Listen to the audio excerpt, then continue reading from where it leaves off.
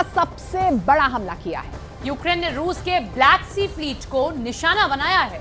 इस नौसैनिक अड्डे पर यूक्रेन ने ब्रिटेन से मिली स्टॉर्म शैडो मिसाइलों से धावा बोल दिया है। इस हमले के बाद पूरे क्राइमिया में अलर्ट जारी कर दिया गया है। लगातार सायरन की आवाजें भी सुनाई दे रही हैं। इन सब के बीच में रूस भी बड़े पलटवार की अब तैयारी में लगा हुआ है।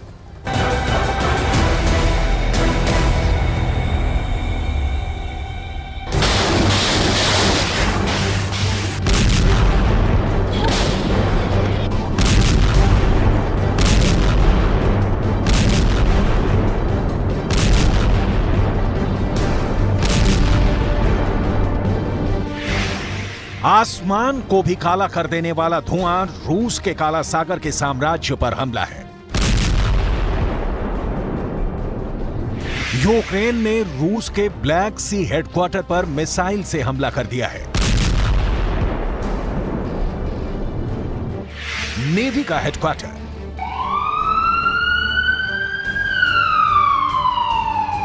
यूक्रेन का रूस पर 1.5 सालों में यह सबसे बड़ा हमला है। काला सागर की फ्लीट के हेडक्वार्टर पर हमले का सीधा मतलब है रूस की ओर से यूक्रेन के खिलाफ बड़ा एक्शन।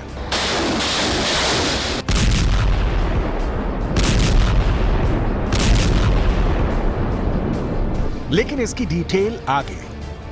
अभी रूस के नेवल बेस पर हमले की डिटेल देखनी बहुत जरूरी है। उसके बाद इस मिसाइल की डिटेल दिखाएंगे जिसको यूक्रेन ने रूस के नेवल बेस पर दाग दिया।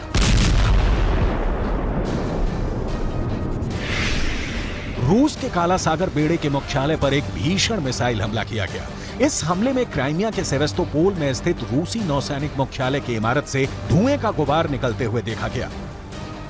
रिपोर्ट के मुताबिक नेवी मुख्यालय के करीब नागरिक इंफ्रास्ट्रक्चर को कोई नुकसान नहीं पहुंचा है। हमले के दौरान यहां कई नागरिक सड़कों पर थे, सभी सुरक्षित हैं। 5 लाख की आबादी वाले क्राइमिया में रहने वाले नागरिकों से अपील की गई है कि कोई भी हमले के दौरान अपने घरों में नहीं रहे और घटनास्थल पर फोटो खींचने से बचे।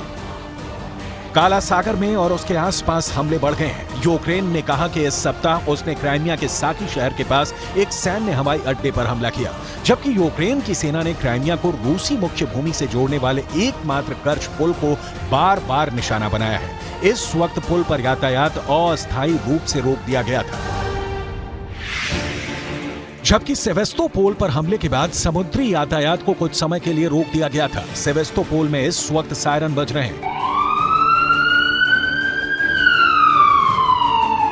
लोगों को सावधान रहने की चेतावनी जारी की गई है। क्राइमिया का यह इलाका यूक्रेन के हवाई हमले का मेन टारगेट है। नेवल बेस पर हमला मॉस्को के लिए एक बड़ा झटका है। इस बंदरगाह को हाल ही के महीनों में कई हमलों का सामना करना पड़ा है। सोशल मीडिया पर शेयर किए गए फुटेज में रूसी नौसेना मुख्यालय से घने धुएं का गुबार निकलते हुए देखा जा सकता है, जबकि अधिकारियों ने कहा कि मिसाइल के टुकड़े पास के थिएटर के करीब गिरे थे। यूक्रेन ने इस हमले की जिम्मेदारी ली है, मतलब यूक्रेन वॉर जोन में फ्रंट फुट पर है। यूक्रेन जानता है कि यह हमला नौसैनिक कमांड बेस पर हमले का मतलब क्या होता है। काला सागर में रूस का आज से नहीं दशकों से बोलबाला रहा है। उसके नेवल बेस पर यूक्रेन ने अटैक कर पुतिन को सीधा चैलेंज किया है। युद्ध में पुतिन का अब अगला कदम क्या होगा, इसके बारे में एक्सपर्ट्स का क्या कहना है, देखिए। उससे पहले रूस के काला सागर बेड़े के बारे में थोड़ी सी जानकारी जरूरी है। उत्तरी बेड़ा, जिसका मुख्यालय सेवरोमोर्स्क में है, यह रूस की नौसेना का मुख्य बेड़ा है। बाल्टिक बेड़ा, बाल्टिक बेड़े का मुख्यालय कलिनिनग्राद में है। काला सागर बेड़ा सेवेस्तोपोल में मुख्यालय है जिस पर हमला हुआ है। ऑपरेशनल कमांड साउथ, भूमध्य सागर में रूसी नौसेना का स्थायी कार्यबल। कैस्पियन फ्लोटिला, इसका मुख्यालय अस्त्रखान में है। प्रशांत बेड़ा, प्रशांत बेड़े का मुख्यालय व्लादिवोस्तोक में है। रूस के इन 6 फ्लीट में से एक को यूक्रेन ने तबाह कर दिया है। काला सागर में यूक्रेन ने रूस को रुला दिया है। जिस मिसाइल से यूक्रेन ने रूस के नेवी हेडक्वार्टर पर हमला किया है, बताया जा रहा है कि क्राइमिया प्रायद्वीप पर रूस के एयर डिफेंस सिस्टम सक्रिय है, लेकिन इस बीच क्राइमिया पुल पर वाहनों की आवाजाही रोक दी गई है। यह हमला तब हुआ है जब रूस के रक्षा मंत्रालय ने कहा कि स्थानीय समय के मुताबिक लगभग 10:30 बजे वायु रक्षा ने क्राइमिया के पश्चिमी तट पर एक यूक्रेनी गाइडेड मिसाइल और 2 ड्रोन को नष्ट कर दिया। रक्षा मंत्रालय के अनुसार 22 सितंबर को रात भर में 2 ड्रोन भी मार गिराए गए। यूक्रेन का लक्ष्य क्राइमिया है, जिस पर पुतिन का 2014 से कब्जा है। क्राइमिया से रूस की रवानगी का मतलब ही होगा युद्ध में हार, लिहाजा पुतिन के पलटवार की बारी है। लेकिन इसकी डिटेल में जाएं उससे पहले रूस के नेवी बेस पर बरसी मिसाइल की डिटेल देख लीजिए। यूक्रेन ने रूस के नेवल बेस पर हमले के लिए स्टॉर्म शैडो मिसाइलों का इस्तेमाल किया है। यूक्रेन को ये मिसाइलें ब्रिटेन और फ्रांस ने दी हैं। इस मिसाइल को यूके और फ्रांस ने संयुक्त रूप से विकसित किया है। आमतौर पर इसे हवा से लॉन्च किया जाता है। इस मिसाइल के पास 250 किलोमीटर की फायरिंग रेंज है। इस मिसाइल का वजन 1300 किलोग्राम है। मिसाइल 5 मीटर लंबी है। स्टॉर्म शैडो की स्पीड 950 किलोमीटर प्रति घंटा है। इस मिसाइल में 450 किलोग्राम का वॉरहेड लोड किया जा सकता है। पूर्वी यूक्रेन के जितने हिस्से पर रूस ने कब्जा किया है, उस पर स्टॉर्म शैडो सटीक हमला करने की क्षमता रखती है। हालांकि यह मिसाइल हासिल करते वक्त यूक्रेन से कहा गया था कि वो इसे सिर्फ अपने क्षेत्र में इस्तेमाल करेगा, मतलब रूस की जमीन पर स्टॉर्म शैडो मिसाइलों से हमला नहीं होगा।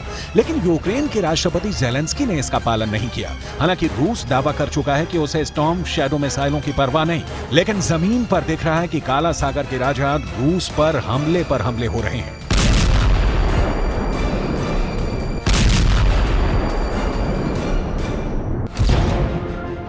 काला सागर उत्तर और उत्तर पश्चिम में यूक्रेन, पूर्व में रूस और जॉर्जिया, दक्षिण में तुर्की और पश्चिम में बुल्गारिया और रोमानिया से घिरा हुआ है।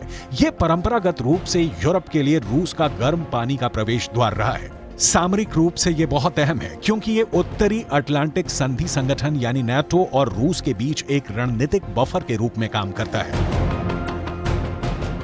रूस 2014 के क्राइमिया पर कब्जे के बाद से ही काला सागर पर पूर्ण नियंत्रण हासिल करना चाहता है और इसीलिए उसका ब्लैक सी फ्लीट बहुत शक्तिशाली रखा गया है। लेकिन अब इस पर भी यूक्रेन ने हमला कर दिया है। ये इसलिए कि ओदेसा को रूस घेरे, उससे पहले यूक्रेन अजोव सागर तक पहुंच जाना चाहता है। रूस ओदेसा क्षेत्र को घेर लेता है तो यूक्रेन अपने काला सागर तट का उपयोग नहीं कर पाएगा और वास्तव में एक भूमि से घिरे देश के रूप में सिमट कर रह जाएगा। राइन मेन डेब्जून नहर काला सागर को अटलांटिक महासागर से जोड़ती है और ओदेसा का बंदरगाह यूक्रेन और बाहरी दुनिया के बीच एक अहम कड़ी के रूप में काम करता है। काला सागर फ्लीट के मुख्यालय पर हमले का मतलब है कि यूक्रेन पर हमला करने के बाद से रूस की अब तक की 2 प्रमुख नौसैनिक संपत्तियों को नुकसान पहुंचा है। इनमें पहला रूस का एलिगेटर क्लास लैंडिंग जहाज सेराटो था। असल में यूक्रेन के राष्ट्रपति ज़ेलेंस्की के सामने पिक्चर क्लियर है कि उसे नाटो का हर हाल में सैनिक समर्थन हासिल है और ऐसे में तमाम आशंकाओं के बीच वो ज्यादा से ज्यादा हमले कर नाटो को दिखाना चाहते हैं कि वो अभी थके नहीं हैं और उनका मंसूबा क्राइमिया हासिल करना है। इसलिए ये हाल है कि पूरा क्राइमिया ही धीरे धीरे दांव पर लगता दिख रहा है। रूस के तमाम एयर डिफेंस सिस्टम यूक्रेन के हमले के आगे नाकाम दिख रहे हैं। यूक्रेन की यह ताकत काफी है इस बात की तस्दीक के लिए कि अभी युद्ध में बहुत बुरा बाकी है। युद्ध अभी और घनघोर होगा क्योंकि यूक्रेन को दक्षिणी फ्रंट पर लगातार बढ़त मिल रही है। यूक्रेन का कहना है कि वो दक्षिणी फ्रंट लाइन को भेद चुका है।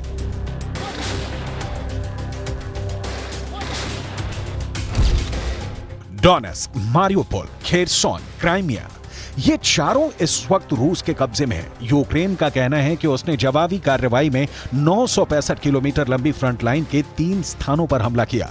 हालांकि रूस ने यह जवाबी कार्रवाई बहुत पहले ही आते देखी और उसने कई महीनों से ऐसी बहुस्तरीय सुरक्षा प्रणाली यानी मल्टी लेवल सिक्योरिटी सिस्टम खड़ा किया है जिसे तोड़ना दुनिया में सबसे मुश्किल है।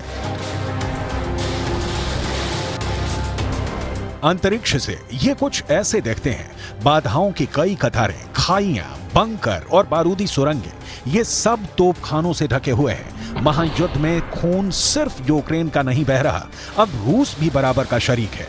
शांति की कोई भी संभावना दूर दूर तक नहीं दिखती और पश्चिमी देशों का यूक्रेन के प्रति बर्ताव भी बदलता नहीं दिख रहा। अंतिम सच फिलहाल ये दिख रहा है कि नाटो और पश्चिमी देशों की ज़ेलेंस्की के लिए तमाम पसंदगी के बीच हथियार कीव पहुंचते रहेंगे और यही हाल रहा तो वो दिन दूर नहीं जब टारगेट क्राइमिया नहीं, सीधे क्रेमलिन होगा।